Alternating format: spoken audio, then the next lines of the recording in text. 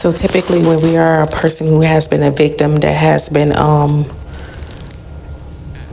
sought after by, being preyed upon, we typically try to think once we have gathered certain information. And I always talk about how we become so critical of ourselves and how we perceive our actions and different things like that. But we often miss the point where we're saying to ourselves, like, hey, perhaps, instead of me coming down on myself where everything's just pouring down on me, I've already been manipulated by this individual. They have already taken what they've taken from me, and now I'm just here.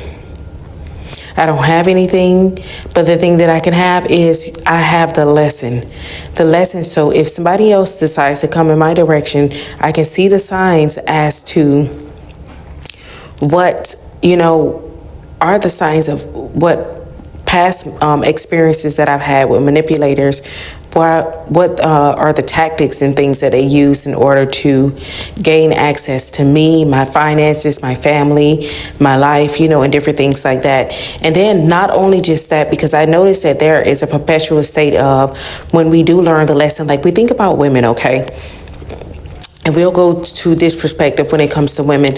Like women oftentimes, they may have been in a relationship and they find themselves in a perpetual state of dating the same kind of man, attracting the same kind of man, a manipulator, a user. He just wanted her for sex. He just this and these different things of that sort. But then when we go back inside of it and we find ourselves at a place where we are now the victims, okay? So there's a perpetual state of us victimizing ourselves, and we are always the victim in the scenario. Instead of like introspecting and say to ourselves, what is it that this person... When I say introspect, I'm going to be clear that we're not talking about introspection in the negative way. We think about like, what is it that this person was giving me at that moment in time in my life that I was so desiring at that moment and that I needed so badly, that I was subjective to being treated such a horrible way? What is it that I needed? What void was that in particular that I needed to be filled? And this is where we begin to acknowledge things about ourselves, and we say, this time I'm not going to allow a person to fill this void. Instead, I'm going to try to fill this void with something that I actually love. If it comes from spirituality, creativity, and different things, what have you, you are filling these things with positive things. I will hope so. However, you want to be mindful of to not just come with a mentality, because typically when we are dealing with manipulators think that we deserve to be manipulated because of the fact that they were telling us things. They barely knew us. They know these things. They barely knew us. We allowed them to come in and to control and navigate how our lives was going to go for whatever period of time that was. And then when they leave, we're devastated, And they're looking and they're like, well, I'm just moving on to my next conquest because I found something that was more shinier. I found something that had more than what it is that you have. And I practically depleted you. So what is there left for me to have here?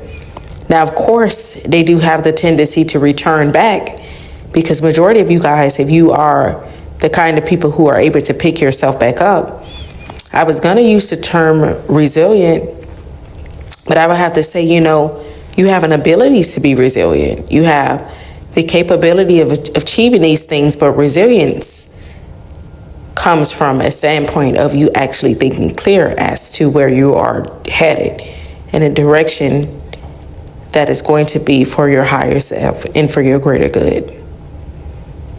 Okay? So are you able to pick yourself back up? You have tenacity. You can fall down and you eventually come back up. But what's the point of falling down and you're getting up every single time and you're wounded? So we want to not just get up and we're just slugging along and we're dragging, where we become victims to future predators because we're broken, battered, and abused, and they just like sharks, they smell blood. Okay?